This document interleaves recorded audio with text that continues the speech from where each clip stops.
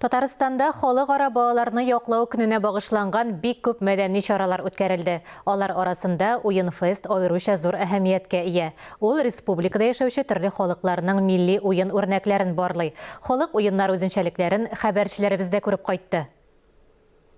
Казан Кремлінің туп сарайы мәйданчығында Уен-фест фестивалі башланып китте. Беренче генә үткәрелсә дә Татарстан районнарыннан 500 катнашучы бәйрәмдә катнашты. Ә уенның ниндиләр генә юк.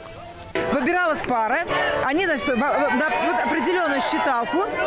Уеннар күп, мәсәлән, әлеге уенда пар сайлап бер-берсенә арка белән басарга тиешләр, һәм икесе бер якка борылсалар, димәк алар җиңә. Әгәр юк икән, аларга җәза бирелә. Балалар белән бергә өлкәннәр дә күңел ачты. Команда ярышлары да бик кызык һәм мавыктыргыч үтте. Мне понравилось больше всего, мячик там надо палками достать. Мы с друзьями старались, но не получилось, к сожалению. Все нравится, по-моему, здесь собрались вообще, по-моему, все народы, проживающие в Татарстане.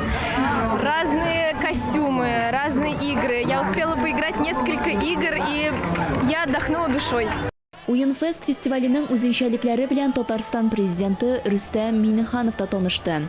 Бу очракта уеннан уймак чыкмый дияргә була, чөнки уен фестивале ел буе дәвам иткән конкурсның финалы.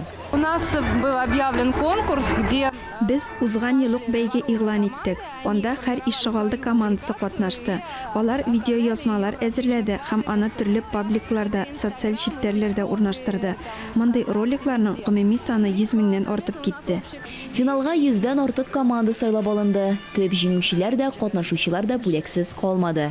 Ойзилә Батырханова, Булат Шакиев, Ленар Хабибуллин, Татарстан яңалыклары.